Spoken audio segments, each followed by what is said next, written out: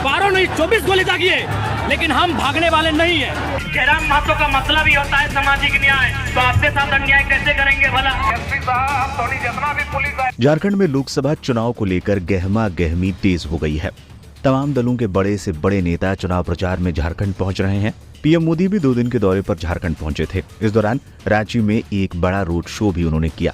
कांग्रेस और जेएमएम के भी बड़े नेता लगातार प्रचार कर रहे हैं, लेकिन इन सब के बीच एक युवा ने पूरी मीडिया हाइप अपनी ओर खींच रखा है।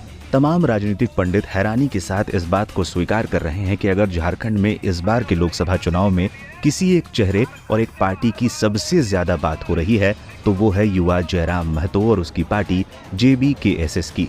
अब तक 8 सीटों पर पार्टी ने प्रत्याशी उतारे हैं, लेकिन सबसे ज्यादा चर्चा है जयराम महतो और गिरिडीह लोकसभा सीट की। हालांकि चर्चा में जयराम पिछले करीब 4 सालों से है, लेकिन ये पहला मौका है जब ये युवा नेता चुनाव में उतरा है। लेकिन पर्चा दाखिल करने के दिन ही राज्य की राजनीति गर्मा गई।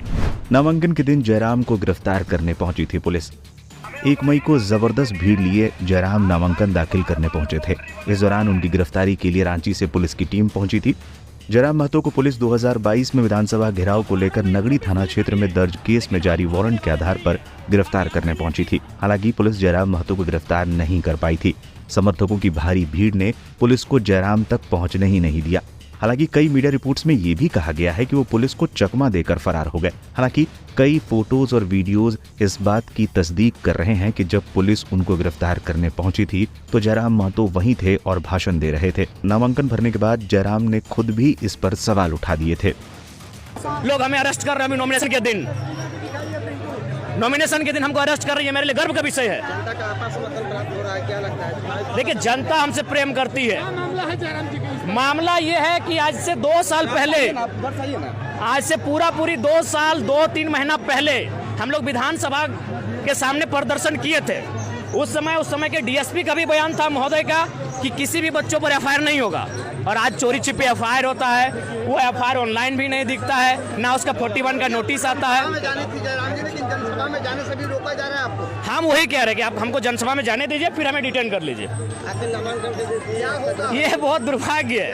अरे भाई, ये आचार संहिता लगा हुआ 1.5 महीना हो गया, अब उस समय अरेस्ट कर लेते हैं, या फिर उस समय हम तक अगर जानकारी आती तो बेल तो कर लेते हैं। जयराम महतो के नामांकन फॉर्म पर उठे सवाल।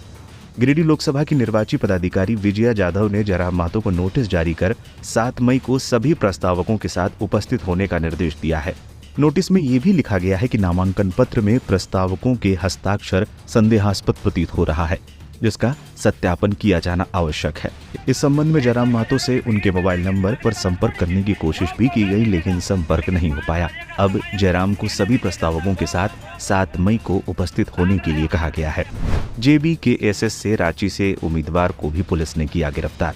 इससे पहले रांची लोकसभा सीट से नामांकन करने पहुंचे जयराम महतो की पार्टी JBKSS के उम्मीदवार देवेंद्र महतो को भी रांची पुलिस ने गिरफ्तार कर लिया। देवेंद्र महतो JBKSS पार्टी से रांची लोकसभा सीट के उम्मीदवार हैं और वो लोकसभा चुनाव के लिए नामांकन करने DC ऑफिस पहुंचे थे। इसी बीच पुलिस ने उन्हें गिरफ्तार कर लिया था। क्या जयराम से डर रही है राजनीतिक पार्टियां? जयराम महतो ने झारखंडी भाषा खतियानी संघर्ष समिति नामक संगठन बनाया है, जिसने इस बार झारखंड की 8 सीटों पर अपने उम्मीदवार उतारने का ऐलान किया है। झारखंड में स्थानीय नीति और युवाओं के मुद्दे पर जोरदार आंदोलनों से जयराम महतो पिछले 4 सालों में बड़े क्राउड पुलर लीडर के तौर पर उभरे हैं। गाड़ी के बोनट पर चढ़कर भाषण देने का अंदाज काफी वायरल भी हुआ है। हाल के दिनों में वो झारखंड में सियासी तौर पर प्रभावशाली कुड़मी जाति के बड़े नेता के तौर पर उभरे हैं और गिरिडीह सीट पर झारखंड की राजनीति के दिग्गज माने जाने वाले NDA के मौजूदा सांसद आजसू पार्टी के चंद्र प्रकाश चौधरी को टक्कर देने उतरे हैं। बीजेपी के साथ साथ और खासतौर पर आजसू पार्टी के लिए जयराम इसलिए भी बड़ा खतरा है क्योंकि पार्टी मोटे तौर पर कुड़मियों की पार्टी मानी जाती है। हालांकि ये भी सच है कि पार्टी सुप्रीमो सुदेश महतो खुलकर इसकी राजनीति करने से बचते आए हैं, लेकिन राज्य में राजनीतिक तौर पर प्रभावशाली इस जाति का समर्थन कई सीटों पर आजसू को मिलता रहा है। जयराम के उभरने से न सिर्फ NDA को गिरिडीह सीट पर खतरा है, बल्कि उन सीटों पर भी खतरा है जहां महतो आबादी निर्णायक है। जयराम महतो के समर्थकों का कहना है कि तमाम पार्टियां जयराम की बढ़ती लोकप्रियता से घबरा रही हैं। समर्थकों ने ये भी आरोप लगाया कि ये सब NDA के इशारे पर किया जा रहा है। हालांकि अभी कुछ भी आकलन लगाना जल्दबाजी होगी, लेकिन जिस तरह से जयराम महतो के नामांकन को लेकर विवाद हो रहे हैं, साफ तौर पर कहा जा सकता है गिरिडीह के साथ साथ जहां जहां JBKSS चुनाव लड़ रही है वहां मामला कांटे का होगा। लेकिन इन सब के बीच सारी नजरें एक बार फिर जयराम महतो पर ही रहेंगी।